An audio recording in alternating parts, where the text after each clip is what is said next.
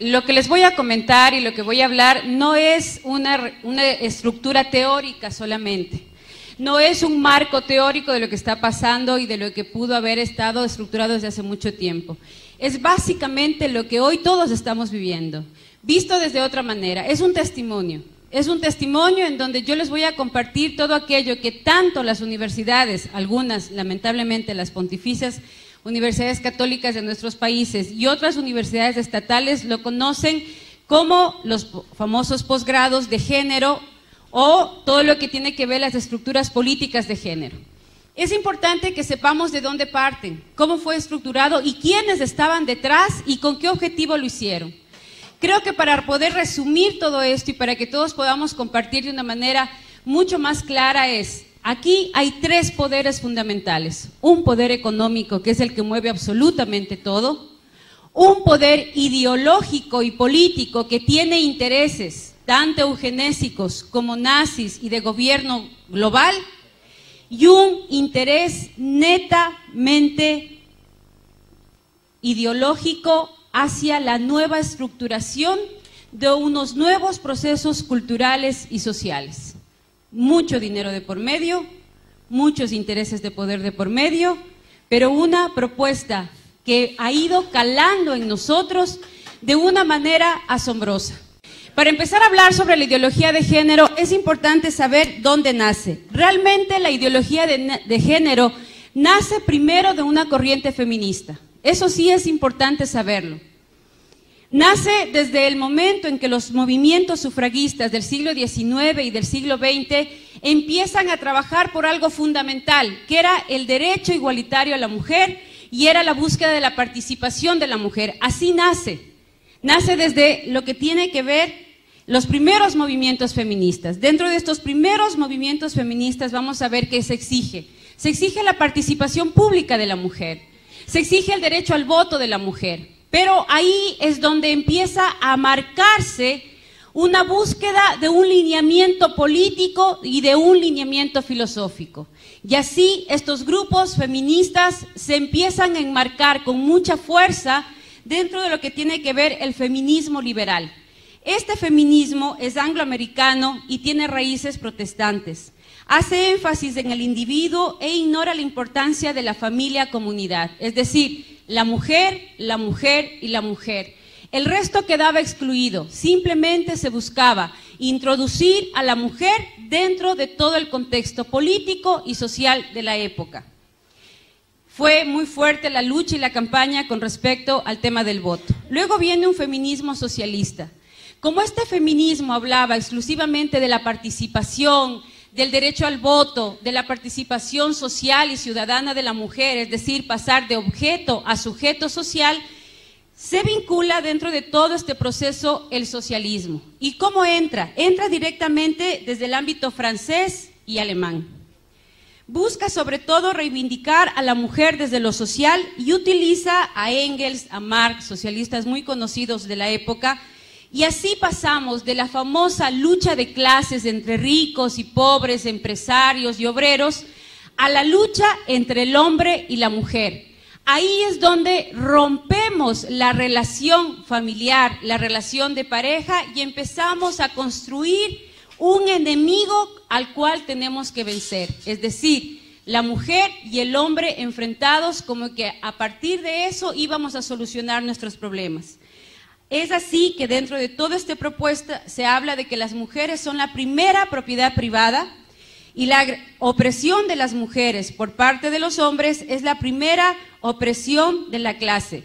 Le dan un énfasis a un gobierno amplio que solucionará los problemas de las mujeres. Tenían planteamientos explícitos de liberación sexual, es decir, yo soy tan igual al hombre que yo no tengo por qué tener hijos. Si él no tiene hijos, yo tampoco. Y si para eso tengo que usar anticonceptivos, llegar al aborto y empezar a tener una vida promiscua, como a lo mejor algunos hombres la tienen, pues yo tengo el mismo derecho. También para ellas la familia y el matrimonio son instituciones que las oprimen, que son opresoras frente a la mujer, y por eso entre sus objetivos principales estaba la abolición de la maternidad y la paternidad. Y para esto era imprescindible la anticoncepción y la despenalización del aborto. Ambos tienen en común el rechazo de la discriminación y ya aparecen los planteamientos malthusianos. Es importante ver cómo esta ideología que parte del siglo XIX y parte del siglo XX, donde toma mucha mayor fuerza, ya se ha convertido ideológicamente en parte de lo que nosotros somos. Yo no quiero que me levante la mano nadie de lo que está aquí, cada uno es una pregunta individual, pero ¿cuántas y cuántos de los que estamos aquí usamos o hemos usado anticonceptivos? ¿Cuántas tenemos, por ejemplo, la ligadura encima o estamos con DIU, que por cierto es de los más abortivos, pastillas, parches, geles, preservativos? Es decir, ya a nosotros en este momento, de los que estamos ya de 40 para arriba, ya muchos de nosotros somos hijos de esa ideología, en donde los hijos hay que tenerles cuidado, en donde si ya tienes más de 4 hijos, lo primero que te dicen es, ¿no tienes televisión? Pero si eres moderna. Solo las ignorantes, o sea, además es sinónimo de pobreza, de ignorancia, así como quien dice, pero ¿cómo se te ocurre tú, estudiada, preparada, tener más de 4 o 5 hijos? O sea, ¿qué te pasa? Es decir, vemos a la maternidad como algo que hay que temer. Ser mamá es lo más terrible que nos puede pasar. Ser mamá es lo más vergonzante y humillante.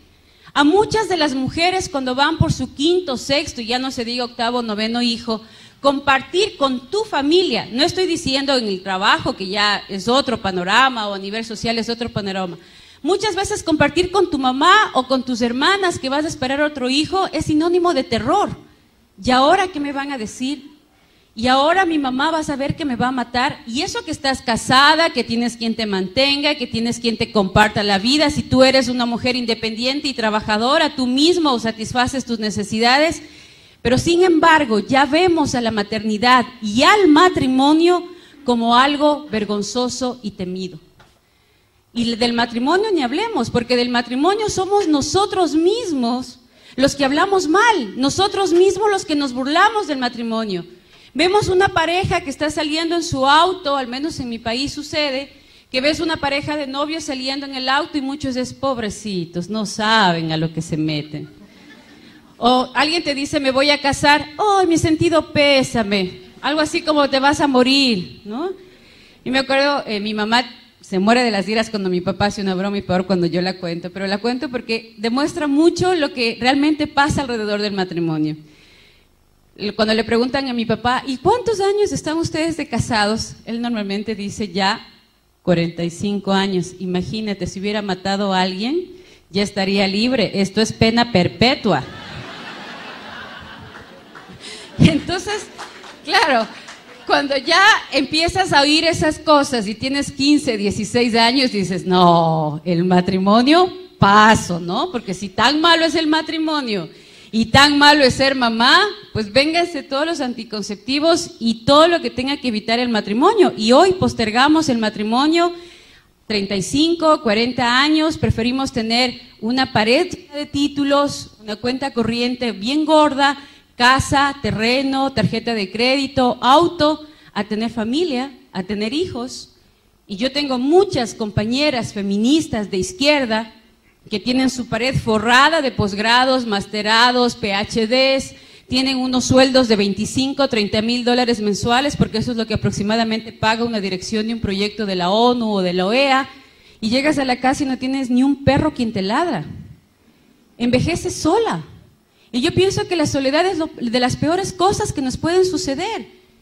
Yo, bueno, somos 3 hermanos, somos 3 con los que al menos si estoy enferma, ahora por ejemplo mi marido tuvo que salir de viaje también, estamos trabajando en una consultoría afuera, entonces tienes un papá al que le puedes llamar, oye papi, ayúdame con los chicos, mi hermano el menor todavía no está casado, oye gordo, anda a dormir con mis guaguas porque no va a haber nadie en la casa. ¿Se imaginan si fuéramos hijos únicos? ¿Qué es lo que ya pasa en Europa? Se muere el papá, se muere la mamá, él se queda solo, un primo vive a miles de kilómetros del otro, estás enfermo, no tienes a nadie quien pedir que siquiera te pase un vaso de agua. La familia es en donde más tenemos que invertir y uno de los objetivos políticos y económicos es justamente eso. Europa creció económicamente en el tiempo en que la empresa era familiar y se construía la empresa desde lo familiar. Pero a nosotros nos dijeron que era más importante tener títulos antes que construir en la empresa familiar. Y a partir de eso, las economías europeas están totalmente destrozadas y están en manos ahora de Asia. Y en América Latina, muchas de las empresas familiares también están desapareciendo porque nuestros hijos, o nosotros como hijos, ya no queríamos ser parte de la empresa familiar. Le tenemos miedo a la familia como factor de crecimiento económico y factor de crecimiento social. Y eso es un cambio ideológico que parte desde estos movimientos. Hay un segundo movimiento que es el que ya cobró fuerza en los años 60 y es el que nos ha impulsado ahora a lo que estamos, que está marcada por la obra del Segundo Sexo de Simone de Beauvoir y por la ilusión femenina de Betty Friedan. Este movimiento tiene ideas marxistas, pero junto con el liberalismo sexual. Aquí es donde se impulsa muchísimo lo que era la anticoncepción.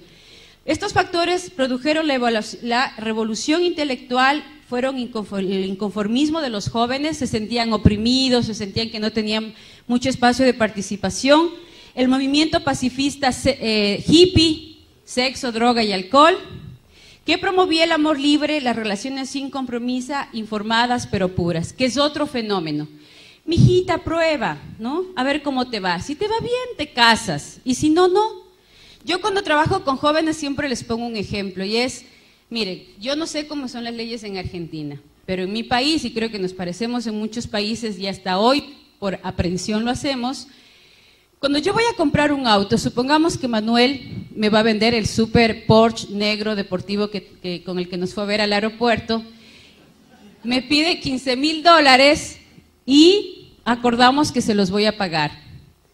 Pero yo antes de pagar esos $15,000 voy a ver que no tenga problemas a nivel judicial, a nivel legal, que tenga todos los permisos, que funcione, que tenga absolutamente mecánicamente todo bien, me aseguro de todo eso y ahí luego de asegurarme de todo eso firmo el contrato y ahí le doy los $15,000 a Manuel por su Porsche.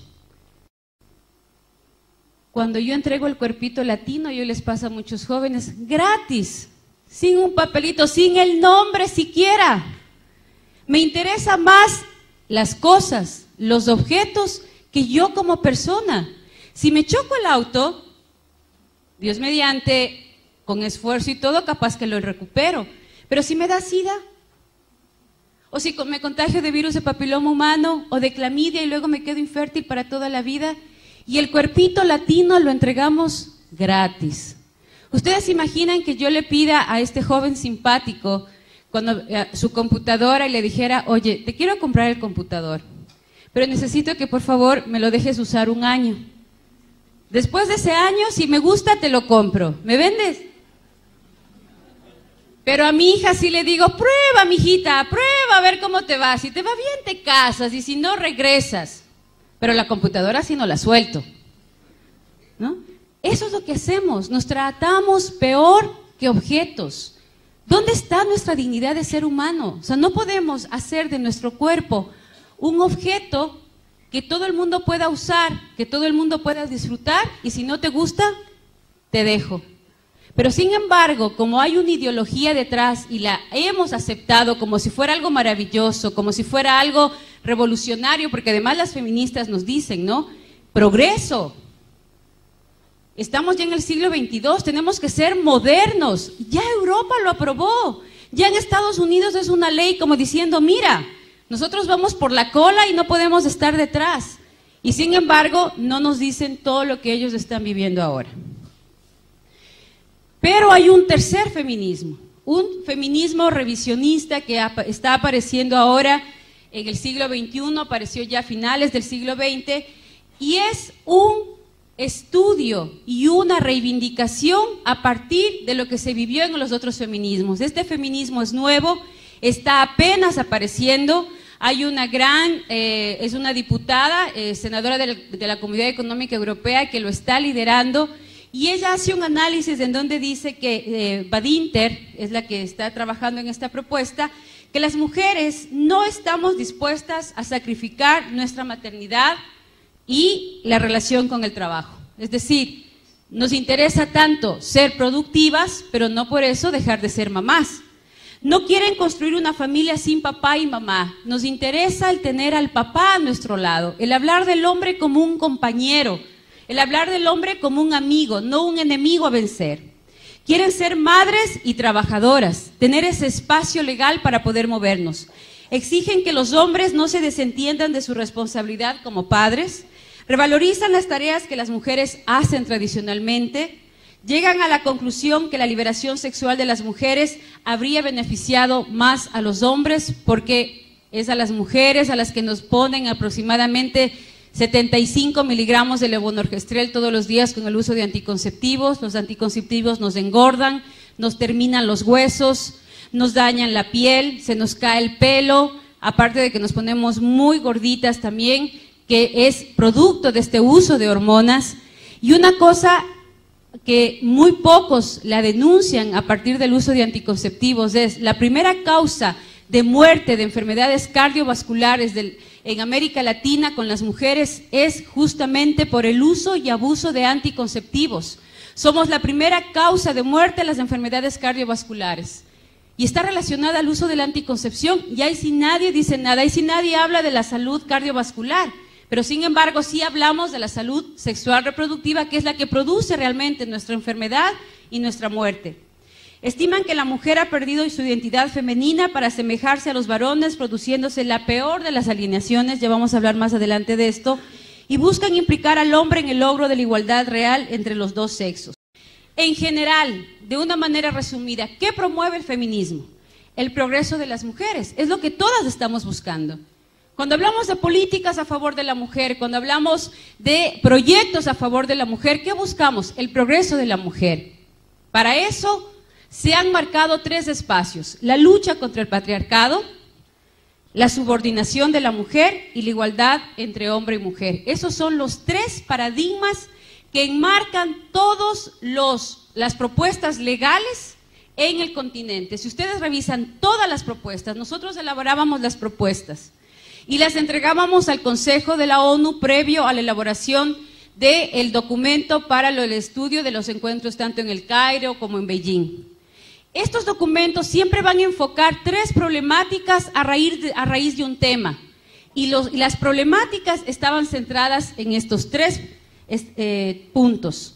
Y para esto, ¿qué es lo que hacemos las feministas? Organizamos a los grupos, organizamos movimientos sociales, capacitamos a los grupos sociales y establecemos luchas políticas que tengan que ir directamente hacia el ámbito educativo, universidades, colegios, maestros, sindicatos, hacia el ámbito de salud, dinero para los centros de salud, dinero para médicos y formación de médicos en mi propuesta, y también todo un proyecto cultural, artístico, en donde yo pueda vender mi propuesta al común de la gente.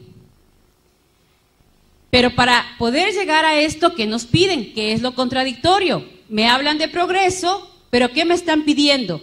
Para yo poder entrar dentro de ese progreso de la mujer, de ese concepto de progreso, tengo que renunciar a mi esencia femenina. Cuidado digas que eres dulce, que eres tierna, que te encantan los hijos, porque no entras dentro de ese parámetro. Tienes que ser dura, tienes que ser fuerte, te anulan tu feminidad, te anulan tus emociones. Tú no puedes llorar, y para eso te ejercitan, para eso te forman, para eso te ponen en campos de formación en donde te hablan de tus mayores debilidades. Hay una dinámica que se llama la silla eléctrica. En esta dinámica de la silla eléctrica, donde formamos lideresas para que puedan enfrentar el campo social, ponemos un círculo y cada una tiene que sentarse en esa silla, y en esa silla te tienen que decir todos los campos negativos que tú tienes, lo que yo percibo de negativo de ti. Y la que está al frente tiene que evitar enojarse y dar respuestas totalmente frías a cómo puede establecer una estrategia para vencer esa debilidad. Hay mujeres que hasta lloran y automáticamente lo que te dicen es: mira, tú no sirves. Si vas a ponerte a llorar como niña, como bebita, es mejor que ni pienses estar frente de ningún grupo. Tú para revolucionaria no sirves, tú para feminista no sirves, y así que es mejor que lo pienses. Si te quedas, tienes que ser fuerte y dura para enfrentar la batalla, y si no, te vas. Así te forman. Te forman para poder mirar al otro sin tener miedo, aunque sepas que por dentro te estás muriendo. Pero que sepas que tienes una pistola y que si hay que usarla, hay que usarla. Y que no te puede temblar la mano. Y así forman a las feministas. Diana Conti es formada desde los 16, 17 años para poder enfrentar lo que está enfrentando. Para que todo el mundo le diga que es una liberal, que dónde está su familia. ¿Ustedes creen que ella, en el fondo de su corazón, no sentirá la presión social que implica liderar estas propuestas? ¿Que habrá ratos en que no quiera desmoronarse? Claro, porque somos humanas, pero tiene que vencer eso porque así está formada. Porque así tiene que hacerlo para cobrar el dinero que cobra y para poder estar en el lugar en el que está. Aparte de eso está promover la liberación sexual, es decir, si tú tienes 10 amantes, yo voy a tener 20 como mujer. Defender el aborto a petición, porque como tú eres hombre y no te embarazas, yo tampoco me tengo por qué embarazar. Y si para eso tengo que terminar asesinando a mis hijos a cambio de un título, asesinando a mis hijos a cambio de un buen sueldo, asesinando a mis hijos a cambio de un posgrado, pues lo voy a hacer. Porque primero estoy yo y yo. El resto no me importa. Si el resto quiere venir conmigo, que venga. Y si no, pues es su derecho quedarse. Disociar la reproducción de la sexualidad. Es decir, no importa el resultado. Si yo tengo placer, lo voy a vivir. Y ahí les tienen a un montón de diputados y senadores en América Latina discutiendo sobre el placer sexual de unas cuantas personas y si tienen o no tienen derecho a casarse. Cuando en el fondo, si nosotros vemos, estamos discutiendo sobre un tema genital, sino un tema de 2 o 3 personas que tienen placer sexual, besándose y amándose entre hombres o entre mujeres. Cuando las mujeres estamos automáticamente en muchos países, ni siquiera tenemos el grado de alfabetismo que necesitamos. Cuando muchos padres de familia están sin trabajo. Cuando muchas escuelas ni siquiera tienen un pizarrón decente donde puedan trabajar en el sector rural. Cuando muchos centros de salud ni siquiera tienen una aspirina para poderle dar a un niño o a una niña que está enferma. Y sin embargo, los diputados y los senadores de nuestros países discutiendo sobre el placer sexual de 4 y 5 personas. ¿Por qué? Porque les dicen que es política.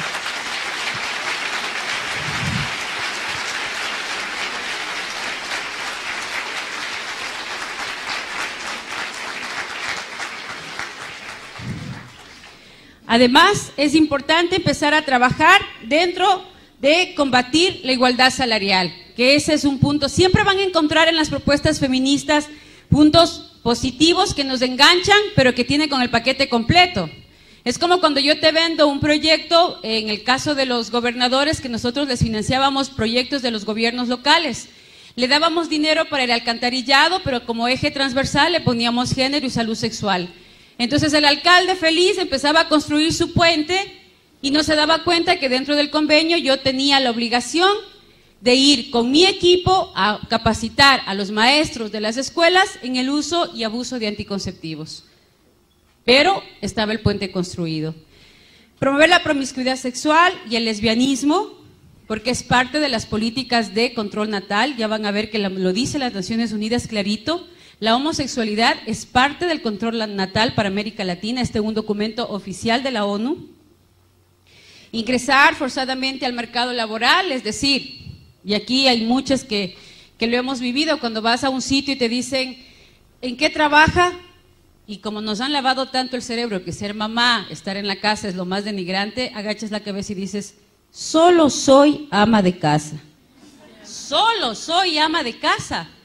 O sea, por favor. ¿Quién no ha estado en la casa y quién no ha estado con los hijos no sabe de lo que está hablando?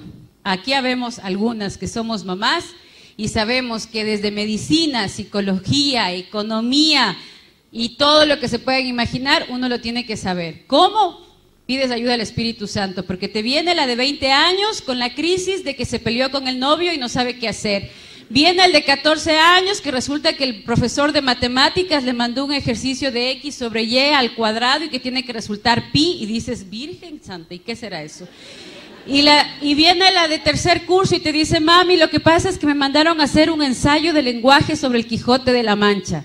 Y tienes que pasar desde la psicología a la filosofía y las letras en un santiamén, porque además todos te quedan viendo así como diciendo, Mamá, la respuesta. Entonces, vamos de uno en uno y despacito, porque de lo contrario termino haciendo el deber de álgebra en lenguaje. Promover la agenda de género es otro de los puntos que nace del feminismo, porque a las mujeres nos hablaron tan mal de los hombres y nos enseñaron a odiar tanto a los hombres que hoy terminamos en la cama de otra mujer, porque les tememos a los hombres. Y ahí también inicia la agenda de género, porque tengo tanto miedo de vincularme con un hombre, porque me han hablado tan mal de los hombres, que el amor entre mujeres dice que es más puro. ¿No?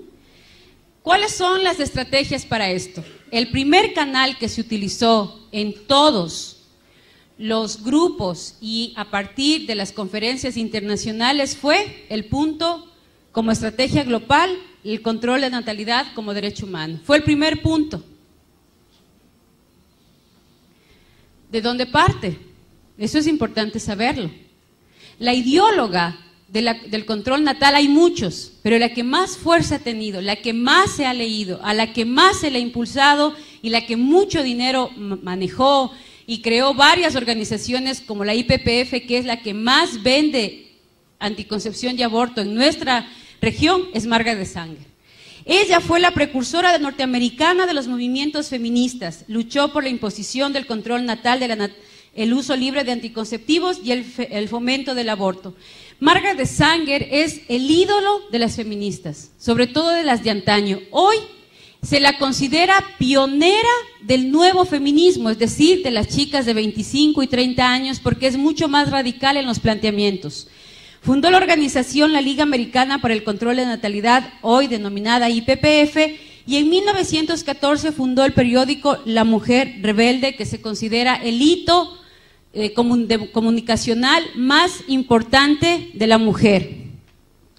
El control de la natalidad como medio práctico de la política racista.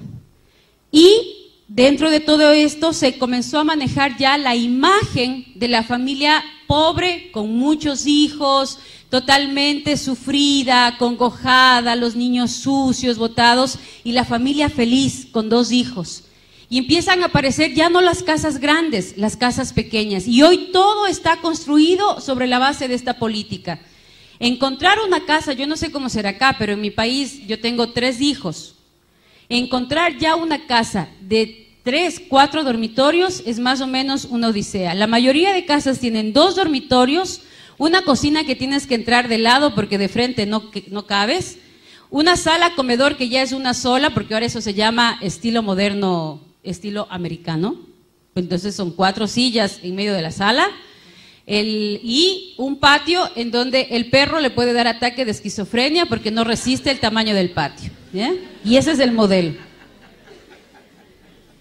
Nuestro fallo, les voy a decir literalmente lo que estudian las mujeres y los hombres en los posgrados de género, porque este es un documento que se les entrega. Lo que pasa es que como lo vemos con otros ojos, literalmente lo he pasado. Nuestro fallo de segregar a los imbéciles, que normalmente para ella los latinos, ella los llama a los mexicanos, y los negros somos los imbéciles, quienes están aumentando y multiplicándose un peso muerto de basura humana, engendra impasiblemente la clase de los seres humanos que nunca deberían haber nacido. El control de la natalidad en sí mismo, denunciado a menudo como violación de la ley natural, no es nada más ni nada menos que la facilitación del proceso de deshacerse del indigno, de prevenir el nacimiento de defectuosos o de aquellos que lo serán. Margaret Sanger. El exterminio de la población negra. De 5 abortuarios en Estados Unidos y en España, 3 están en barrios de latinos y barrios de negros, al punto que hoy ellos se están organizando en Estados Unidos para denunciar el genocidio de los afros en Norteamérica. ¿Por qué? Porque dice que el enfoque educacional más exitoso para llegar al negro es a través de un llamamiento religioso. No queremos que nadie se entere de que queremos eliminar a la población negra, y el ministro religioso es el hombre que puede aclarar esa idea, si alguna vez se le ocurre al más rebelde de sus miembros. Entonces, por eso es que hay que buscar sacerdotes que defiendan el género, líderes religiosos que hablen de que no hay nada más bonito que ser homosexual y que no hay pecado en la homosexualidad. Entonces ya no es la líder de las Naciones Unidas. Ya no es la consultora del Fondo de Población de la ONU, es el sacerdote de la parroquia X a quien ingenuamente, espero creer eso, ingenuamente se le ha lavado el cerebro y ahora sale él a decir, vengan, esta iglesia es abierta, aquí no hay problema el aborto, aquí no hay problema la anticoncepción, aquí no hay problema la homosexualidad, todo está bien visto a los ojos de Dios porque Dios lo permite todo. ¿Por qué? Porque es parte de la estrategia. Yo no soy la que tengo que decir, es la comunidad la que lo tiene que pedir y yo, buena gente, ONU, Fondo de Población, Banco Mundial, lo que hago es darle a la gente lo que quiere la gente, porque así de buena gente soy, ¿no? Y luego, deberíamos contratar a 3 o 4 ministros de color, preferiblemente con conocimientos del servicio social y con atrayentes personalidades. El acercamiento educativo más acertado a los negros está con una súplica religiosa. No quisiéramos que saliera de nuestra boca la frase de que deseamos exterminar a la población negra. Luego viene la esterilización de los débiles mentales, porque pobrecitos de esos niños con síndrome de Down no pueden nacer. Entonces nos hemos comido el cuento de tal manera que ahora mucha gente piensa, no, pues es que esa gente no puede nacer. Pues ella ya lo había pensado y nos lo vendió de la siguiente manera. El débil mental innegable debería, de hecho, no solamente ser reducido, sino además prevenido de propagar su clase. Debería llevarnos también a la mejora racial, el esterilizar incluso a esos débiles mentales que no entran necesariamente dentro de un grupo hereditario. En la colonia de Lynchburg, para epilépticos y débiles mentales del estado de Virginia se establecieron desde 1927 hasta 1972 unos 8,000 niños al amparo de una ley eugenésica, totalmente esterilizados. ¿Les suena eso de que a los niños Down hay que esterilizarlos, a los niños con problemas mentales hay que esterilizarlos? Y si a ti te tienen que hacer el examen para saber si tu niño viene o no viene con algún problema mental, para poder ayudarte. La pregunta es, ¿ayudarme a qué? Disculpe. ¿Para qué necesita hacerme a mí un examen si mi hijo viene o no viene mal? ¿Cuál va a ser la ayuda? ¿No? Esta es la filosofía que hay detrás de eso. La selección elitista de las clases acomodadas. Nuestra tarea está no solamente en prevenir la multiplicación de la mala estirpe, está también para preservar la estirpe bien dotada. Por el interés del progreso social o incluso por la permanencia de la civilización, las clases intelectuales deben tener más niños. Nuestro problema más acuciante es aumentar el índice de natalidad del superior y disminuir del inferior. Y muchos de nosotros nos hemos comido el cuento. Ahí están las pobres, llenas de hijos, no tienen que dar de comer a sus hijos y siguen pariendo como conejos. Deberían evitar que las pobres sigan teniendo hijos. Tanto pobre en la calle, tanto pobre en los mercados.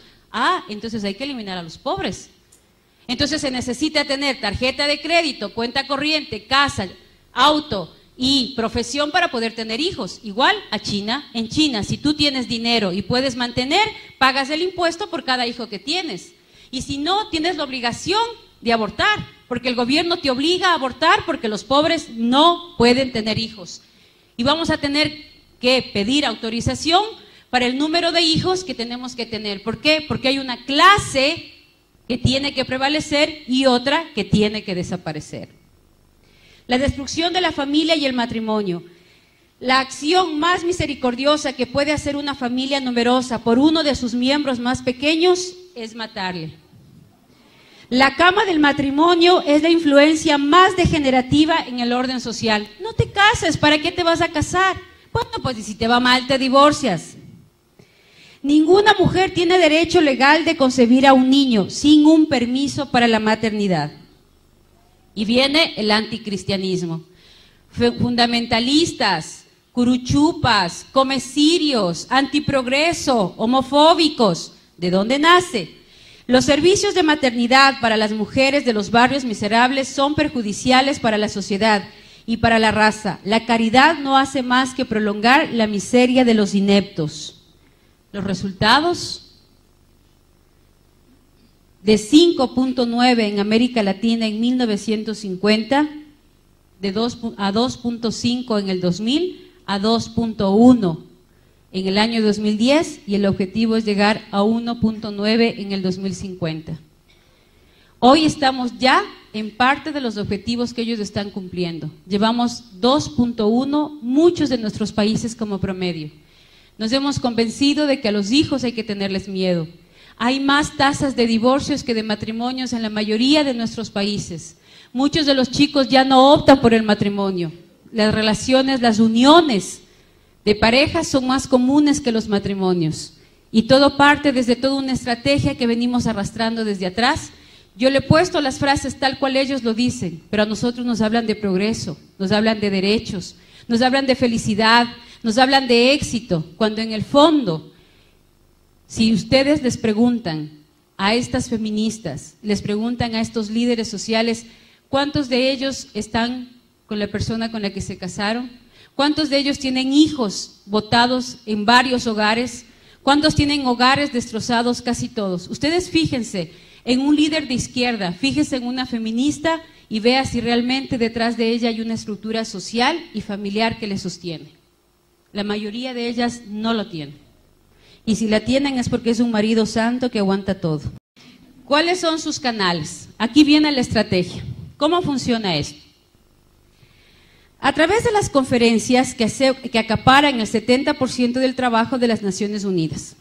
Esa es la estrategia.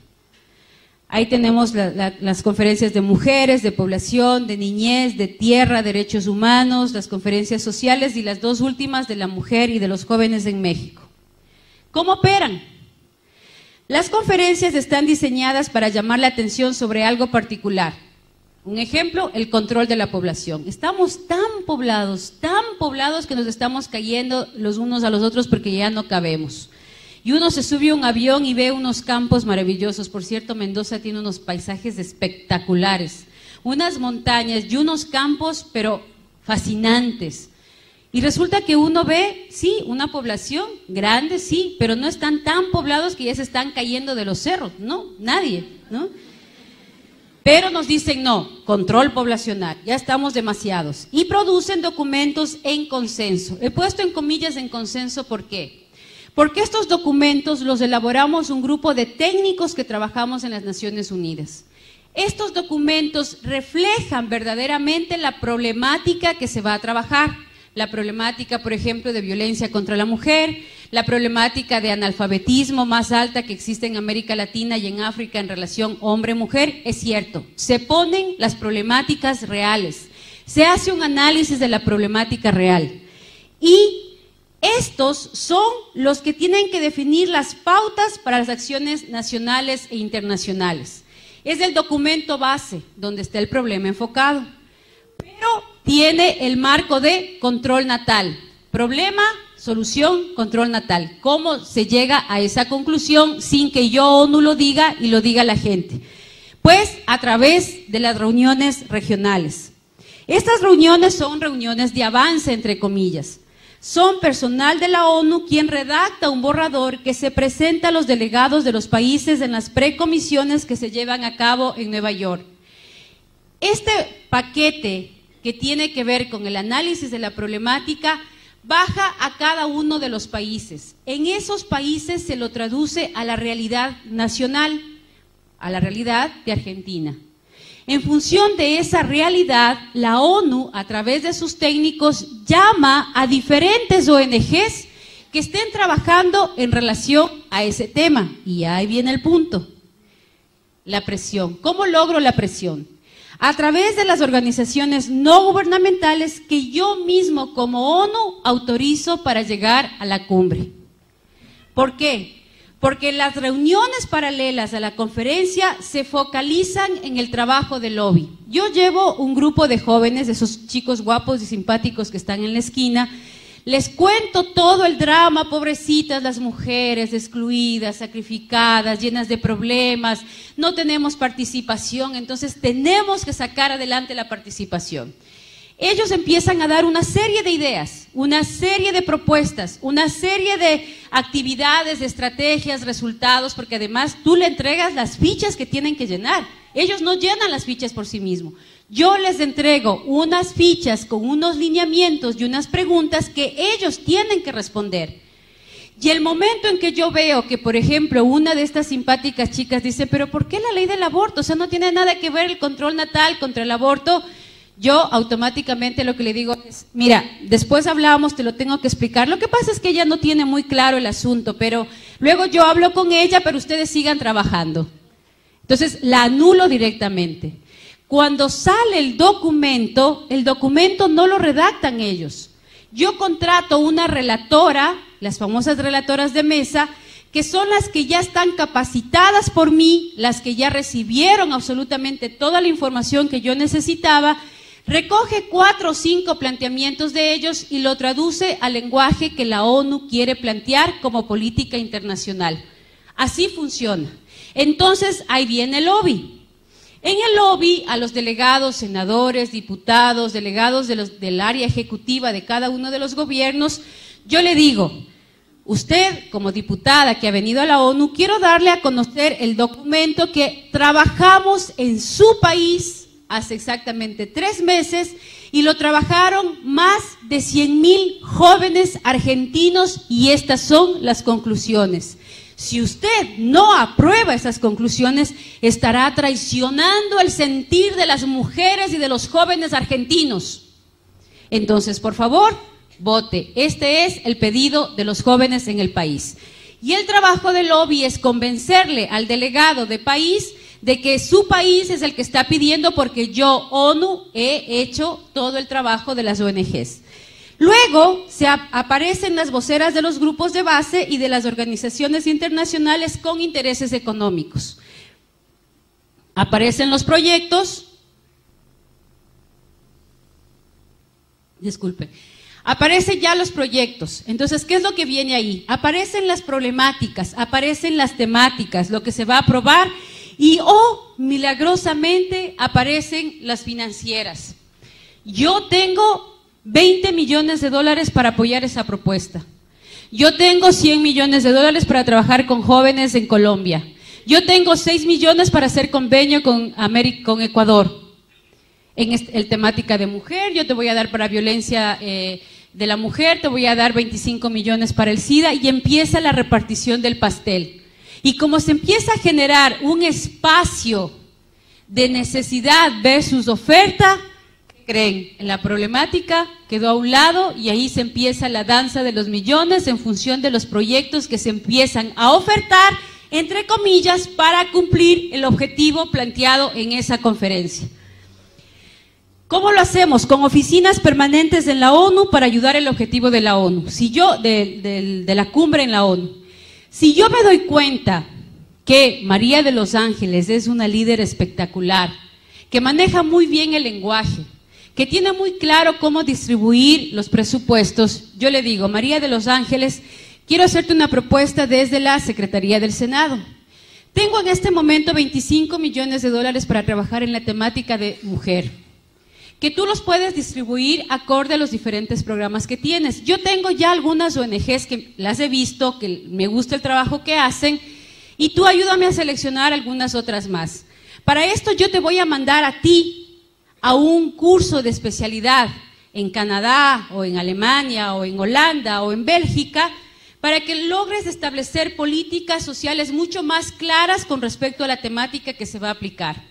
Te vamos a dar más o menos $2,000 mensuales, el posgrado es de aproximadamente 21 días, te pagamos el hotel, te pagamos el curso que cuesta $25,000 y luego de todo esto elaboramos juntas el proyecto y yo te entrego el dinero. ¿Estás de acuerdo, María de los Ángeles? Ya dudó, eso para mí ya es bastante como funcionaria de la ONU. Exfuncionaria, pero ahorita voy a hacer el papel de la funcionaria para que ustedes vean un poco cómo se manejan las cosas, ¿no? Ahí hay algunas ONGs que hay que conocerlas. Está Parenthood, la famosa IPPF, está el Comité Latinoamericano del Caribe para la Defensa de los Derechos de las Mujeres, el famoso CLADEM, Católicas por el Derecho a Decidir, que ya está en tendencia a desaparecer, porque inclusive la presidenta de las Católicas por el Derecho a Decidir, frente a un ecógrafo, no dudó de que ahí hay vida y dijo claramente que con los avances científicos ya no se puede decir que no hay vida. Entonces, yo veo que ya el plan de la ONU, siempre van a ver el plan de la ONU, aparecen unas ONGs con fuerza, se les pone ahí al frente y todo, se van quemando y a las mismas aparecen con otro nombre, ¿no? Está el Popular Council, que es de los más fuertes y es de los más desencarnados porque tienen estudios económicos, estudios geográficos, estudios antropológicos, sociólogos y todos trabajando en función de esta propuesta y otros más, ¿no? Aquí está también, está llegando a Argentina el IPAS, que tiene su oficina central en México, está Plan Internacional, está también el Banco Mundial, ya los vamos a ver ahora. ¿Cómo funciona esto? ¿Qué hay detrás? Uno dice, bueno, todo hasta aquí es así como político, ideológico. Detrás de todo esto realmente hay mucho dinero. Miren, ¿cómo funciona esto? Estas organizaciones internacionales que se han tomado las Naciones Unidas, la ONU realmente en el 42 nace desde una crisis social mundial muy fuerte, donde los derechos humanos prácticamente desaparecieron, donde se mataron a millones de personas a nombre de la limpieza de raza. En función de eso, nace las Naciones Unidas para precautelar esos derechos. Luego se dieron cuenta que trabajar en los derechos humanos sí deja dinero y que hay mucha gente que está dispuesta a donar dinero para poder impulsar el proyecto. Y ahí aparece, obviamente, el cansancio de estos donantes, y estos donantes dicen, pero ya les estoy dando millones y millones para reducir la pobreza en África y hay cada vez más pobres. Como reducen los benefactores y necesitaban dinero para poder seguir trabajando, aparecen los famosos donantes, a ver, ya hice algo aquí, los famosos donantes con intereses económicos. Los que más dinero le ponen a las Naciones Unidas para sus proyectos, increíblemente, son las farmacéuticas. ¿Por qué el negocio con las farmacéuticas, donde Sintec es la que más nos ha dado para América Latina? Es la que invierte para generar los proyectos de educación sexual como inversión para poder retribuir. ¿Dónde está el negocio? Yo te vendo los preservativos a 12 centavos desde la India. Vienen 4 millones de dólares. No crean que compramos 1 o 2, compramos, solo en Ecuador acabamos de comprar en enero 4,5 millones de dólares en anticonceptivos a Sintec. Sintec financia los encuentros, financia los lobbies, financia las ONGs, porque yo te entrego a ti a los 13, 14 años un preservativo, te regalo el preservativo, te enseño durante 4 o 5 años a través de los maestros que ganan miserables sueldos en nuestros países, que se los ha convertido en distribuidores de anticonceptivos. Son los únicos distribuidores de farmacéuticas que no ganan ni una regalía por lo que venden, los médicos igual, y se les entrega estos anticonceptivos y se les enseña a usar a nuestros hijos porque yo me estoy garantizando un fiel cliente por 35 y 40 años. Entonces, si yo traigo a 12 centavos y encima más negocio con algunos diputados para poner dispensadores de los preservativos obligatoriamente en los colegios, vamos a poner un colegio base de 1,500 jóvenes, te enseño cómo se usa, te pongo ahí y yo los vendo a 25 centavos.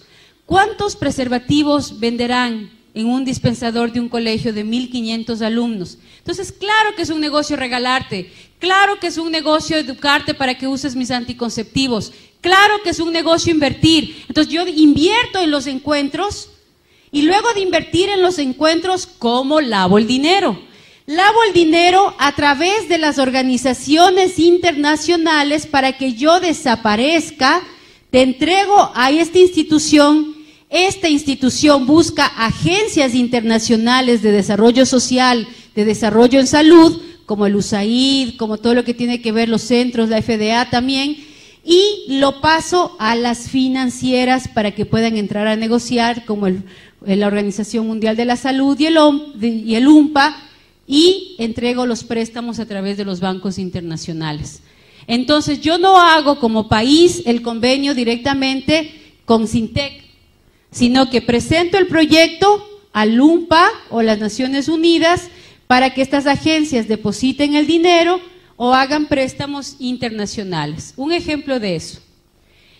Si yo soy diputado, si yo soy alcalde o gobernador y hago un convenio con el Fondo de Población o hago un convenio con UNICEF, hago un convenio con el Banco Mundial para mejorar los centros de salud de Mendoza, el Banco Mundial, a través de estos organismos internacionales, me ofrece donarme $100 millones para construir, para arreglar, para comprar equipos a los centros de salud de Mendoza.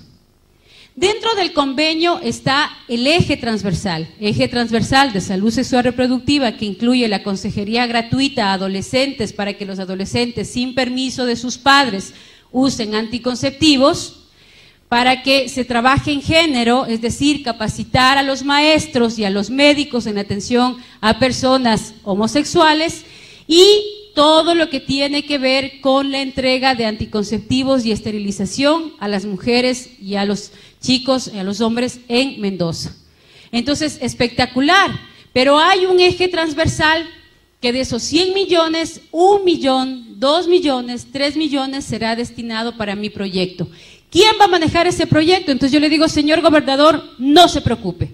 Primero lo invito a cenar en un local muy bonito, y aquí uno ve el sticker de la ONU y te abren las puertas por todo lado. Nadie puede entrar, pero si le dice, soy funcionaria de la ONU, siga por favor. Le llamo de la ONU para hablar con el gobernador, claro, siga por favor. Los llevo a cenar, porque para eso tú ganas un sueldo, pero te entregan una tarjeta de crédito de aproximadamente $20,000 para que tú como funcionaria puedas invitar a diputados, puedas invitar a gobernadores, a gobiernos locales, a cenas, a teatros, a lugares, a posgrados, a viajes, y así poderle inmiscuir en la propuesta. Le digo, mire, usted encárguese de estos 98 millones, yo voy a contratar los técnicos, porque yo me imagino que usted no tiene experiencia en esto de contratos sociales, ONGs y todo. Yo ya tengo el estudio de con qué ONGs puedo trabajar, y en función de esas ONGs yo empiezo a implementar el proyecto. Yo tengo mi equipo, tengo mi gente, así que usted de eso no se preocupe. Firma, y empezó el proyecto sin que nadie se dé cuenta y sin tener que buscarme marchas en contra, ni que vengan los Provida a decirme que esto no está bien, ni que vengan un montón de viejitas comerciarios a decirme que eso está mal. Ni se han enterado, ya está firmado el convenio y ya está el dinero en la gobernación. La más grande de estas ONGs que trabaja en todo el continente, desde México hasta Brasil y Argentina y Chile, es la IPPF. El que está al frente de la IPPF actualmente es el hijo de Margaret Sanger. La IPPF, Alexander Sanger, él es el gerente de la IPPF actual. Y la IPPF en su página web, ellos, la verdad es que nosotros no leemos, pero ellos lo tienen bien clarito y lo ponen ahí directamente. La IPPF trabaja para mejorar el acceso a la anticoncepción de emergencia para ayudar a prevenir embarazos no planificados y abortos inseguros. ¿Qué quiere decir? Que trabaja por el aborto seguro, que vende abortivos, que vende aborto químico, que esteriliza y entrega anticonceptivos a los jóvenes sin mayor información. Y aquí ustedes no ven absolutamente en ninguna parte de la página, en ninguna parte, lo que tiene que ver con el peligro de las enfermedades de transmisión sexual de nuestros hijos. Yo lo único que hago es vender un negocio. Entonces, imagínense qué negocio. Te entrego anticonceptivos. Como sé que no existe sexo seguro, tienes dos opciones: o te embarazas o te enfermas. Si te embarazas, te vendo el aborto. Y si te enfermas, te vendo, por ejemplo, la famosa vacuna en contra del virus de papiloma humano, que le dicen muy noblemente en contra del cáncer de útero, que no hay tal cáncer de útero si no hay virus de papiloma humano, que es una enfermedad que se transmite vía piel a piel por el simple sudor de la piel. Entonces yo también te vendo las vacunas. ¿Cuánto cuestan? $475. ¿Cuántas dosis? 3 dosis. ¿Cuánto cuestan los retrovirales para el SIDA? En Brasil se los produce a $170, $180 y nos lo venden en nuestro continente entre $800 y $1,000. Un negocio redondo. Y para completar el negocio, yo también te vendo las máquinas a través del IPA para todos los procedimientos abortivos, Y no conforme con eso, hoy me he inventado un tubo para extraer el bebé de 8 a 10 semanas, venderlo completo, entren a las páginas web y pongan compro y vendo bebés abortados, y mientras más completo está, más caro te pagan las mismas farmacéuticas para dos cosas: investigación con bebés muertos o elaboración de geles, de cremas y de shampoos con el colágeno de nuestros propios hijos. Ese es el negocio macabro que hay detrás. Entonces, vamos a ver qué de las conferencias y cuánto dinero ya está implementado. En la conferencia del Cairo del 94 ya se habló del aborto como un derecho y muchos países lo aceptaron. Incluyeron los derechos sexuales y reproductivos, y desde 1998 todas las constituciones, todas, sin excepción alguna, todas las constituciones del continente incluyeron dentro del marco constitucional en el área de derechos humanos el concepto de salud sexual reproductiva, sin considerar lo que eso implicaba. Los fondos para planificación familiar en todo el mundo fueron de 17.000 millones de dólares que ya se entregaron y ya se gastaron. Educación sexual y sexo seguro desde los 14 años, que ya empezamos ahí a elaborar los primeros textos educativos para ser entregados a nuestros hijos. Representantes de Honduras como Lorena Casco y también Cecilia Royals fueron las que más guerra nos dieron en esa época. Ellas fueron las que impidieron, y gracias a ellas muchas de estas políticas en América Latina no se introdujeron, porque alertaron a varios de los gobernantes que estaban ahí y a varios de los delegados.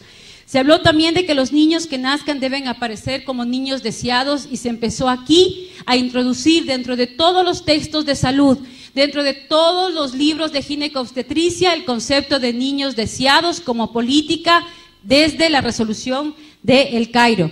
Se trató de cambiar el concepto de familia a familia en todas sus formas, y Europa lo acogió. América, desde Norteamérica, Canadá hasta el Cono Sur, no la adoptaron en el 94.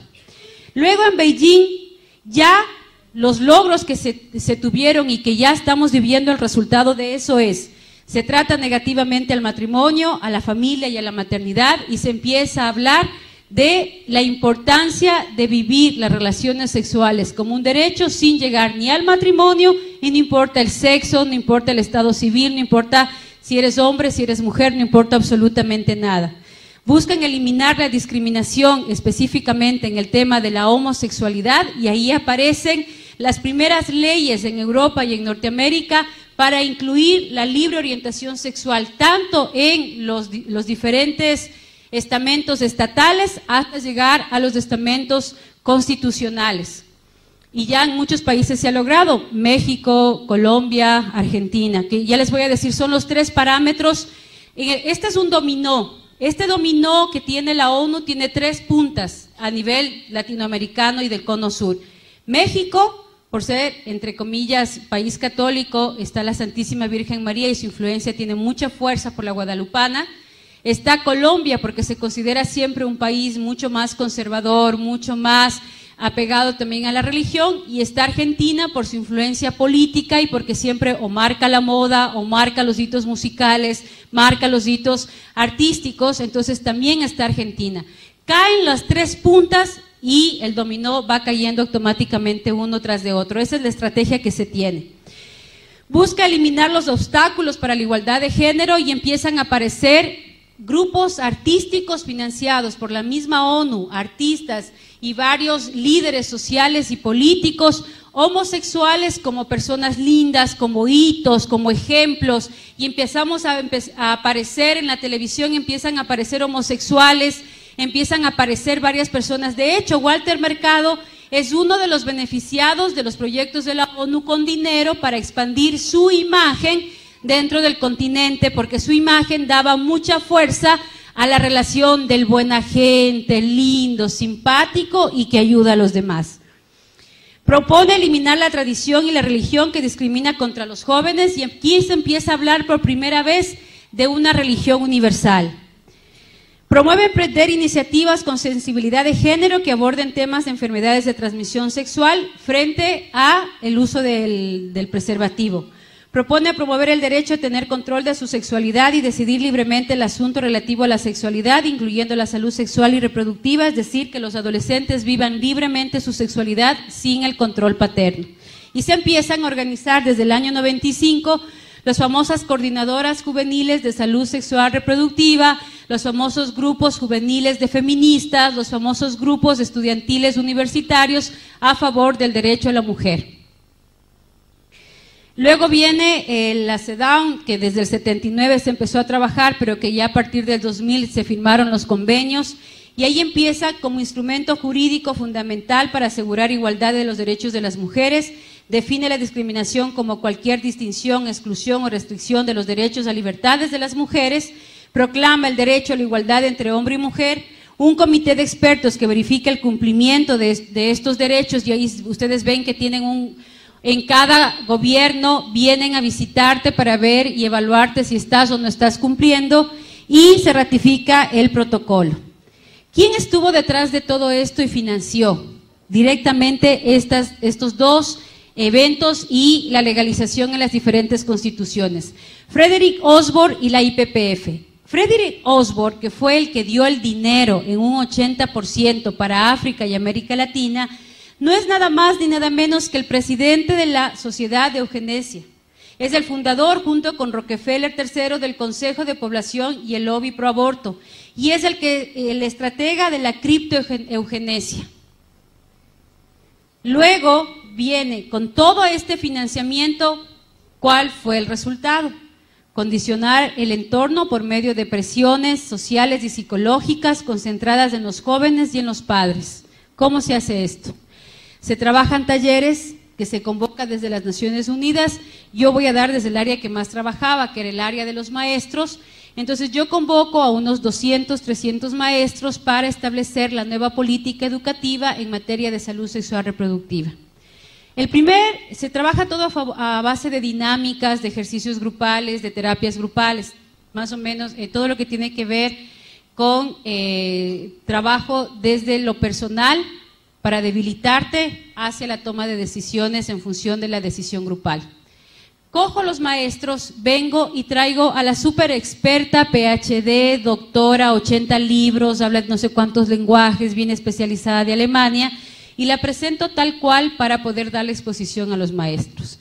La primera dinámica que propone esta súper experta es traer a dos lesbianas frente al público y se les pide simplemente observan y van a percibir sus sensaciones y emociones. Esa es la pregunta y ese es el punto de partida de la dinámica. Entran las lesbianas, se quedan mirando, se acarician, se besan y se van. La pregunta de la super experta es ¿cómo se sintieron? Y empiezan unos que sí, que me da igual, mira, cada uno tiene derecho, otro que dice no, me parece horroroso, o sea, no estoy de acuerdo, por favor, ¿cómo es posible que nos hagan esto? Yo venía a otro taller y todo. A todos los que protestaron les digo, por favor, levanten la mano quienes no están de acuerdo o no les pareció bien o se sintieron mal o se incomodaron con esta dinámica. Levantan la mano, gracias, bajen la mano por favor y les digo, ustedes deberían ir al psicólogo. Tienen un problema moral. Ustedes tienen todavía problemas de carácter interno que resolver porque están influenciados por cuestiones religiosas, de derecha, y todo lo que ustedes piensan va a evitar el desarrollo de nuestros países.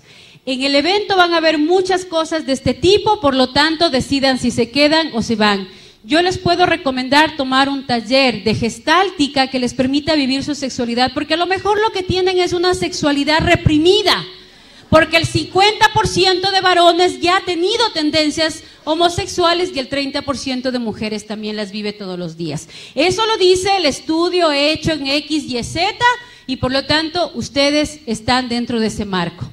Agachan la mayoría la cabeza, hay 2 que 3 valientes que se mantienen y pelean, pero el resto mutis. ¿Por qué? Porque lo dice la súper experta. Y así es como empiezan a trabajar todo el control natal, y eso ya lo hemos visto, ¿no? Luego viene la Fundación Rockefeller, que empieza a trabajar y empieza a financiar a través de estas organizaciones. ¿Y cuáles son los logros? Se ha establecido políticas de esterilización de enfermos degenerados, la mujer como pieza clave de la nueva humanidad, la iglesia principal enemiga del progreso humano y la revolución sexual. Hasta ahí el primer paso. ¿Están en todos nuestros países estos pasos? Sí. Viene el segundo paso. El segundo paso de la política global está la agenda de género, es decir, redefinir la igualdad.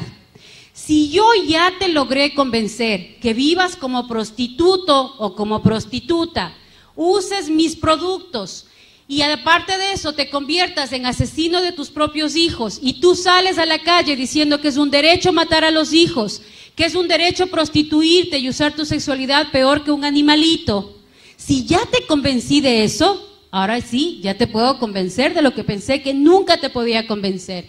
Y es de cambiar el concepto de igualdad social a igualdad biológica. Los hombres y mujeres se hacen, no nacen. Todos por todas. La violencia de género cambia por la violencia de mujer. Por eso hay grupos de feministas, la vieja guardia, que no aceptaron muchas de estas agrupaciones de esta propuesta. Porque era la pelea que apareciera públicamente la imagen de la mujer, que aparezca socialmente la imagen de la mujer, que no quede excluida y de pronto vuelve a desaparecer porque ya no hay el concepto mujer, ahora hay el concepto género. Y nuevamente desaparece la palabra mujer y aparece la palabra de género, que es nada más ni nada menos que ya no solo puedo tener derecho a decidir si matar o no matar a mis hijos, sino que ya te convenzo de que puedes ser hombre a pesar de ser mujer. Y el ejemplo más grande que tenemos de esto es esta mujer que se puso hormonas, se viste como hombre, se pareció a hombre, pero su naturaleza le grita. ¿Y ahora? Y mejor voy para acá. Le grita que es mujer. O sea, por más que tenga toda la apariencia, es mujer. Tiene su útero, tiene sus ovarios, tiene sus óvulos, se quedó embarazada. Es tan mujer que eligió a un hombre como pareja. Lo que pasa es que está tan cucú que quiere parecerse al hombre y así se siente más feliz y así se realiza más.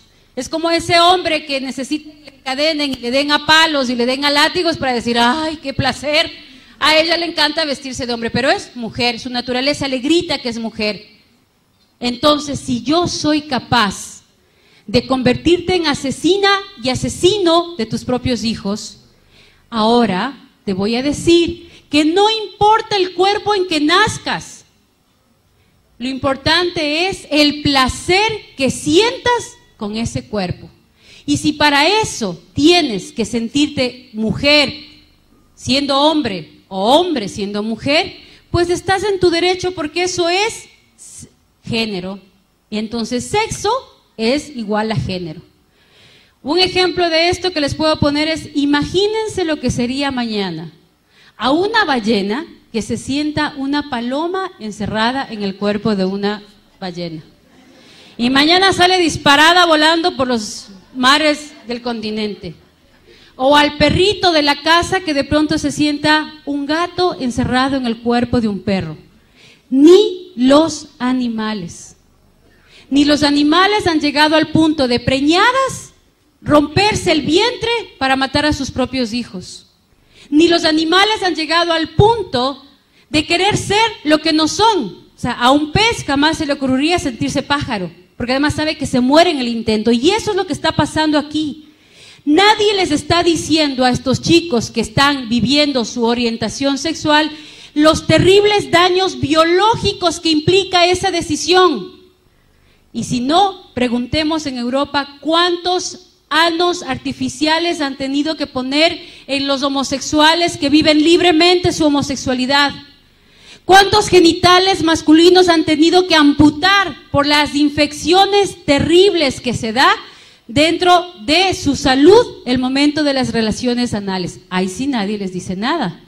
Que las enfermedades de transmisión sexual han transmutado desde lo genital a lo anal y a lo bucal por las prácticas sexuales que este tipo de ideología nos está enmarcando y nos está creando como parte de nuestra sociedad. Vamos a ir rápido que tengo 5 minutos. Es el fraude, cómo nació esta propuesta de Kinsey. Les pido que por favor estudien el documento de Kinsey. Un depravado sexual sobre el cual se basa la teoría de género es un médico psiquiatra que utilizó a niños huérfanos de 8, 9 y 10 meses para que sean violados por un grupo de personas que están encarceladas y que se les consideraba personas peligrosas, criminales peligrosos. Él puso a estos criminales a violar y a abusar sexualmente de estos niños y se dio cuenta que después de 3 o 4 veces que eran violados sentían placer sexual porque ya no lloraban.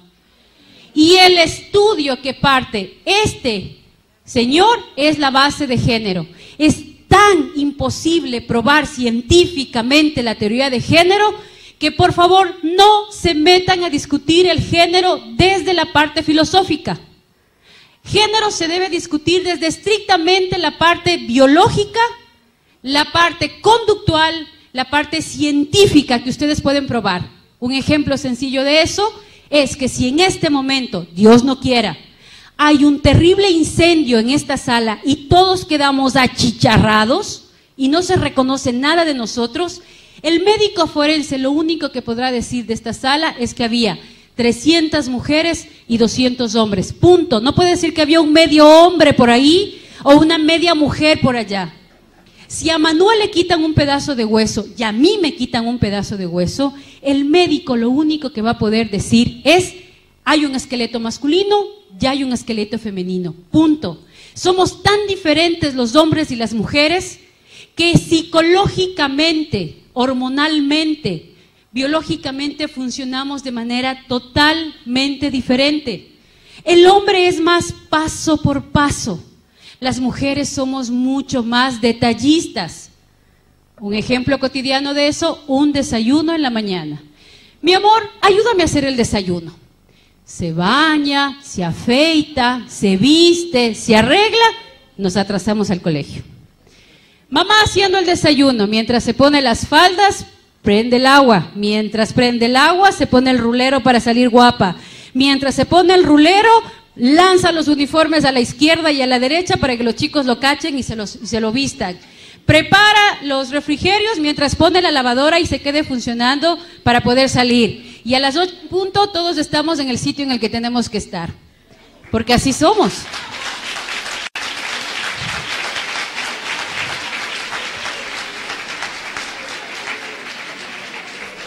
Y ahora imagínense, ¿no?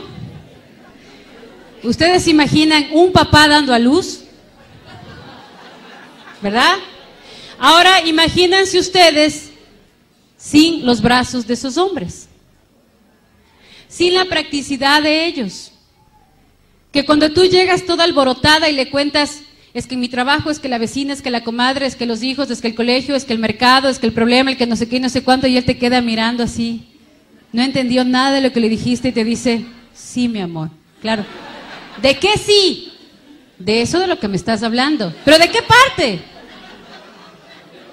De tu amiga. No te estoy hablando de mi amiga, te estoy hablando del trabajo. ¿Mm?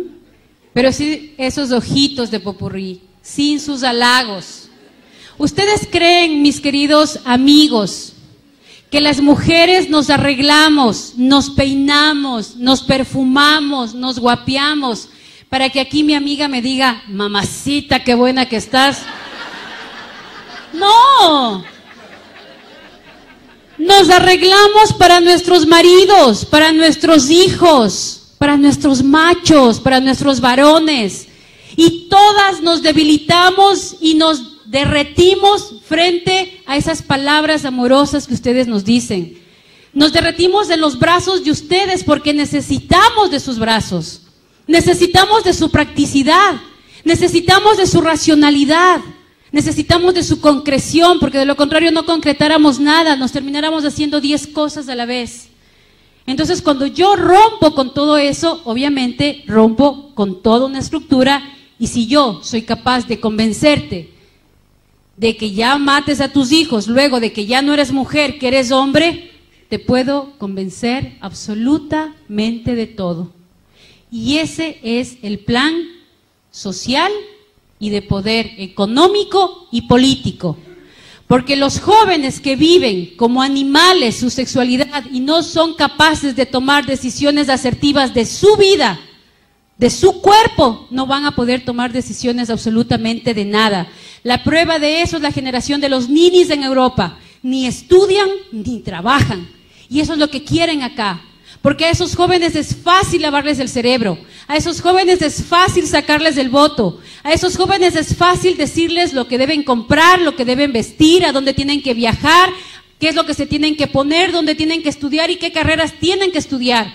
Porque nos convierten en seres humanos totalmente manejables, totalmente vulnerables, violentos, sin ser capaces ni siquiera de enfocar una meta a la cual seguir. Y aquí yo quiero hacer un llamado a los jóvenes. Si los jóvenes y las mujeres no nos comprometemos en participar en política, a meternos y ensuciarnos las manos, a meternos y abrir la boca y a ser la voz de los que no tienen voz, estamos fregados, porque les vamos a dejar a ellos el poder.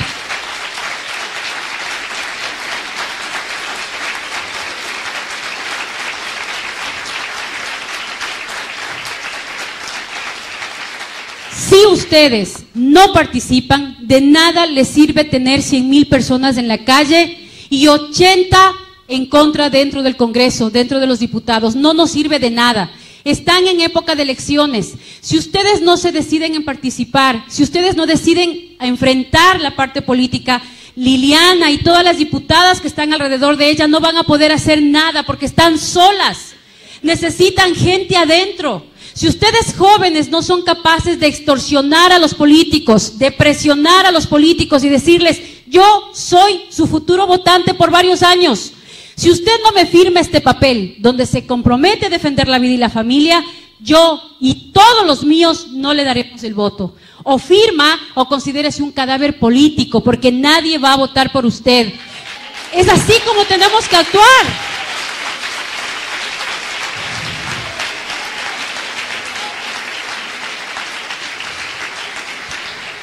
Y como ya me están votando y tengo que correr, no le he dicho todavía cómo organizarse, porque una cosa es la denuncia y estoy empezando recién las propuestas, organizarnos. Este evento es fundamental. Este evento tiene que unirse con todas las fuerzas internacionales que en este momento están trabajando. Estas son algunas de las organizaciones internacionales que están ya dentro de los Estados Unidos en la ONU con oficinas propias. Son gente buena que ya se ha logrado introducir en los canales de la ONU para romperle sus esquemas, para romperle su participación. Si no nos organizamos y no tenemos claro cómo actuar, no lo vamos a lograr. No hace falta que salgas y digas a la calle que el aborto es un pecado, se te van a reír en la cara. Tienes que decir lo que es el aborto, un crimen, y a mí como mujer nadie me va a obligar a asesinar a otra mujer. Así vive en el vientre de mi útero, porque todas las mujeres tenemos derecho, incluida aquella mujer que vive en el vientre de otra mujer. Por lo tanto, estamos por el derecho de todas las mujeres, porque nadie me va a obligar a mí a mancharme las manos de sangre asesinando a mi propio hijo, porque ese hijo es muy fácil quitármelo del vientre y de mi corazón y de mi mente. ¿Quién me lo va a quitar?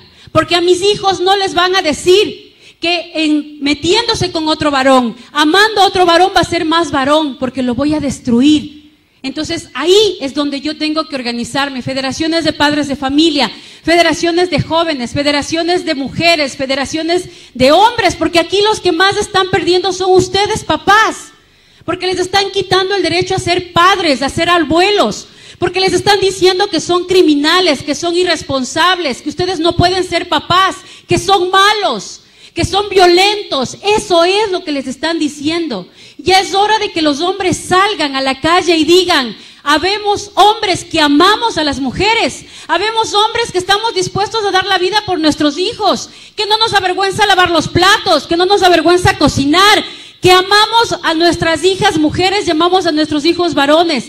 Los católicos, los cristianos, tienen que salir a la calle a defender su derecho de hombres, porque hombre no es aquel que tiene más mujeres, hombre es aquel que tiene una y la ama para toda la vida, y ustedes han demostrado ser hombres valiosos.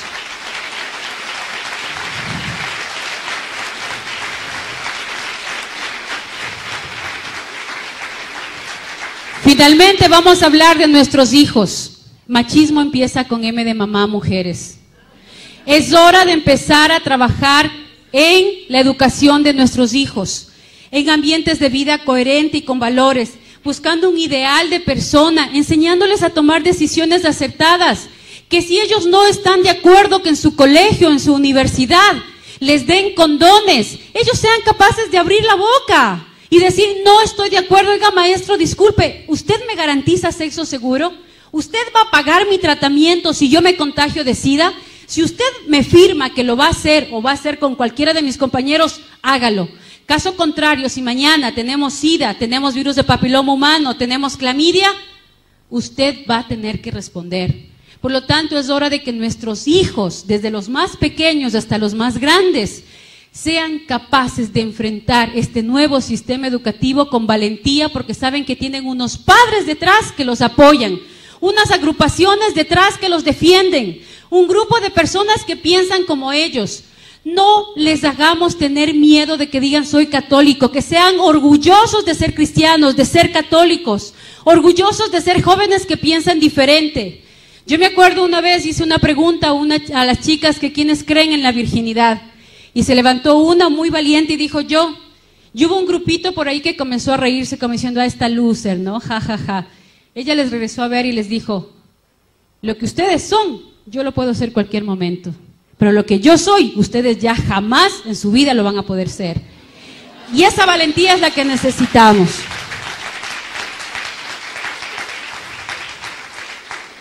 Bueno, ya están ahí, yo creo que con esto terminamos.